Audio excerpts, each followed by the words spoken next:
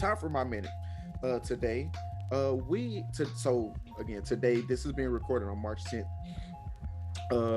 And that's important. We're going to take a hop into the time machine and go back to March 10th, 2014. Young Mervin was 19 still at the time. Couple couple relationships in the backlog, you could say. And we serial dater. Yes, I am. So spring break, didn't have nothing to do that night. I think that might have been on Wednesday as well. Which girlfriend was this? Not saying the name out loud. What year? Give me the date again. This was 2014. Okay. So. Okay. Yeah. Right. So you know the answer to that. Right. Oh, so this is a Monday. Okay. No, I lied. Wrong day. So anyway. Get it together. Yeah. So Mervin decides, hey, let's go to a hockey game because I am a man of all sports. I like the football. I like the basketball. I like the baseball. I watch the Olympics. I watch all of it. So I like the hockey as well. You do have shoulders as if you have on hockey pads. So I'm going to take that as a compliment. Thank you.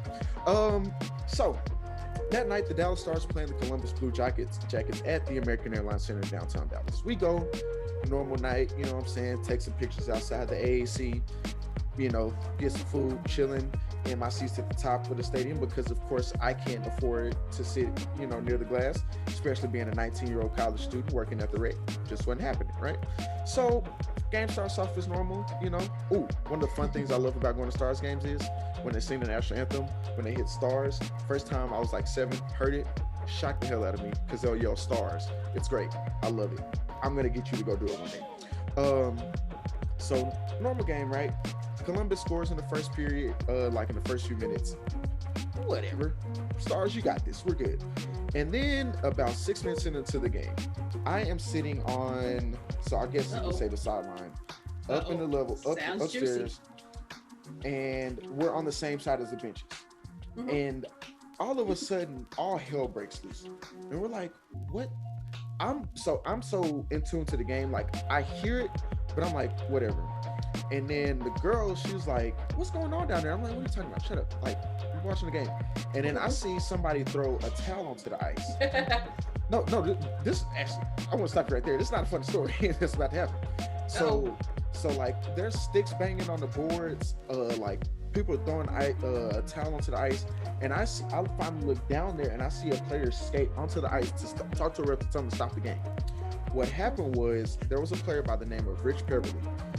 He was on the ice and literally came off the ice, took 2 steps and collapsed on the bench. And his heart literally stopped.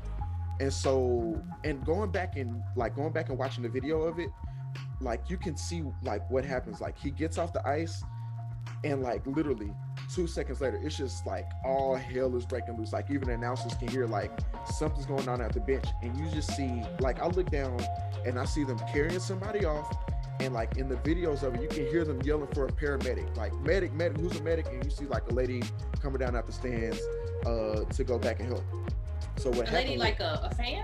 A fan who just happened to be a doctor. Like they she didn't was have any. You know, now that you mention that, I don't know. Maybe the paramedics were like on the other side of the ice and had to come around. I don't know, but yeah.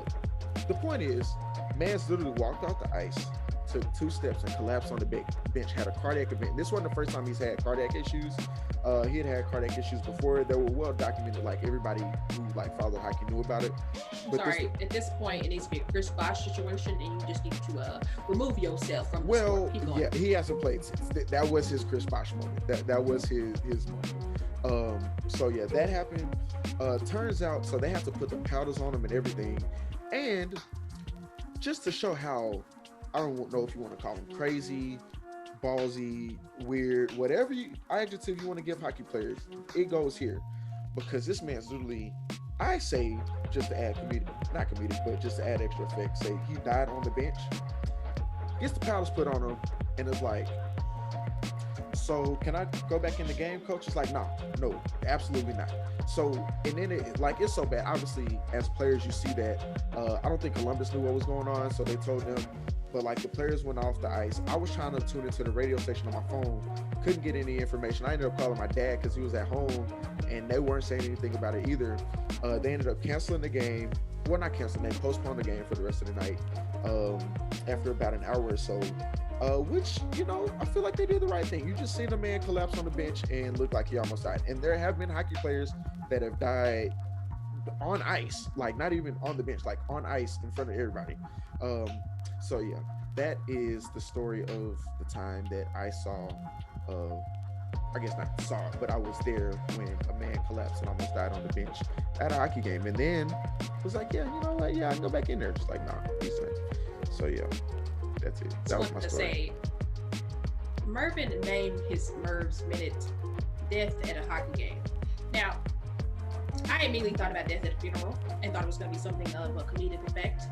And clearly, it was not. Thanks, Mervin. Thank you so much. Yeah, cover yourself because you started laughing. That's why I had to stop you before anybody got any wrong ideas. Like, no. I mean, I feel like if you do a pun or something, you know, you can. Hey, man, look, it has to be like on brand. He's good. You know, he's still alive and well. He had his Chris Bosh moment. Yeah, it was just. Speaking of Hall of Famers coming out, and Chris Bosh, Paul Pierce, you know what I'm saying? They about to get a lot of Paul Pierce is going. If you're gonna mention it, Paul Pierce, I think will get in, no problem. Chris Bosh might take a little work, a little bit of work. Might take a little bit of work. He has more rings than Paul Pierce. Might take a little bit of work, but we can discuss that more on the next half of the Moore Wright Than Wrong podcast.